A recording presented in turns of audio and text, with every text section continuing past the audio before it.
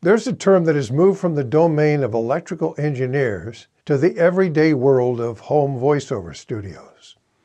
Unfortunately, this techie term confuses many aspiring voice talents. And that term is gain, specifically microphone gain. So what is gain and how do you adjust it to produce the best voiceover recordings? So what is gain anyway?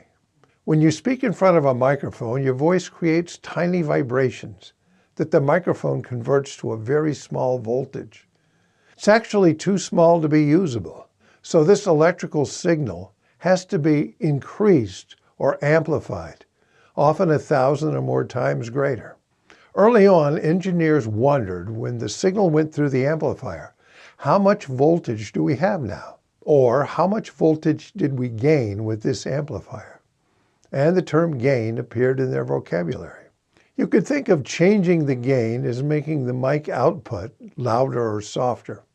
This will make purists cringe, but it's a good analogy for us mortals. Okay, why do we care? Your goal is to produce the best recording levels. We talk into the mic, the sound is converted to electricity, then it's digitized, and then appears in your recording software as the squiggly waveform.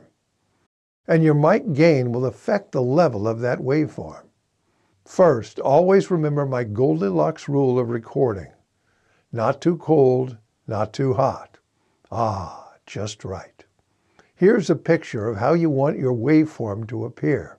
Now it's a bit more obvious, isn't it? If your record levels are too low, turn up the mic gain.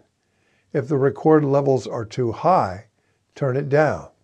Adjust the gain until the loudest parts of your performance produce a waveform, like the one in the center. Do not adjust your level by talking louder or softer. Never change your performance to make your levels correct. Recording should capture whatever your artistic desire is as a voice talent. You shouldn't have to change your artistic vision to make some piece of equipment or engineer happy. Capturing your style is why they pay them and you the big bucks. So if you're shredding your vocal cords describing a theme park roller coaster or an insane department store sale, go for it. Don't dial it down to make the mic happy. Also, do not adjust the gain by changing your mic distance. All cardioid mics have a proximity effect. They emphasize the lower tones in your voice as you get closer to the mic. So your distance from the mic will have an effect on your vocal tone. Close miking gives a more intimate sound. More distance gives a clearer, more natural sound. Find the tone that you like for the spot, and then adjust the gain to get the recording levels correct. This rule has some exceptions. If you're loud and you're close to the mic, you may distort the actual mic input. Move back until there's no distortion. If your mic has a pad switch, turn it on. That's what it's there for. If you have a spot with loud and quiet passages, you whisper, and then you scream, you may have to work the mic. Move closer for the quieter parts and back for the loud parts. You don't need to be extreme in these distance changes. Every time you double the distance, you reduce the level by 6 decibels. So think 2 inches, 4 inches, 8 inches, and 16 inches. That's an 18 decibel difference. Never go more than 16 inches or you'll pick up too much room echo. If you can avoid it, don't adjust the gain in your software or control panel. This does not turn up the analog part of the mic. It turns the digital signal down. So your 16-bit recording becomes a 14-bit recording, or 12 or 10. Where is the gain adjustment anyway? Once upon a time, maybe 10, 15 years ago, the whole setup was different. The mic was analog and had an XLR connector. This went into a separate preamp or mixing board. And there was a knob at the start of this chain that said gain, or trim, or level, or drive, something that adjusted the initial amplification of the mic signal. If you have this setup, that's the knob you want to turn. You may also have an analog mic and an interface box. The XLR connector plugs into the interface box, and there's a big knob that says, you guessed it, gain or trim or level or drive. If you have a USB mic, things may be a bit more tricky. The newer, better mics actually have a gain control knob.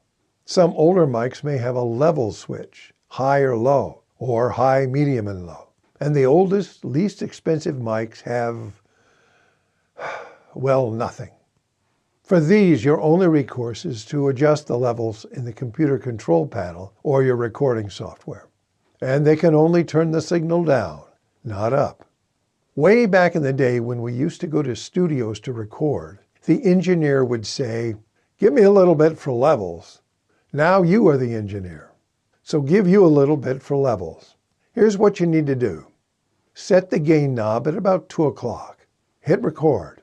Then speak at the loudness you're actually going to use at the mic distance you're going to be at. If the recording level, the waveform, is too low, turn the mic gain up. If the recording level is too high, turn the gain down. It's like a seesaw. Loud sound, less gain. Softer sound, more gain. There, the mystery of gain has disappeared. Of course, none of this applies to my equipment because it goes up to 11. If you're interested in working in voiceovers, take my free voiceover lesson. I give a quick overview of the voiceover business, and then you perform a voiceover commercial with my notes on how to make your interpretation really stand out.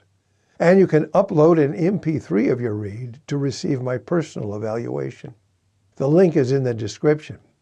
And for information on my live and online voiceover classes, and live coaching and demo production, and all things voiceover, go to alisocreek.net.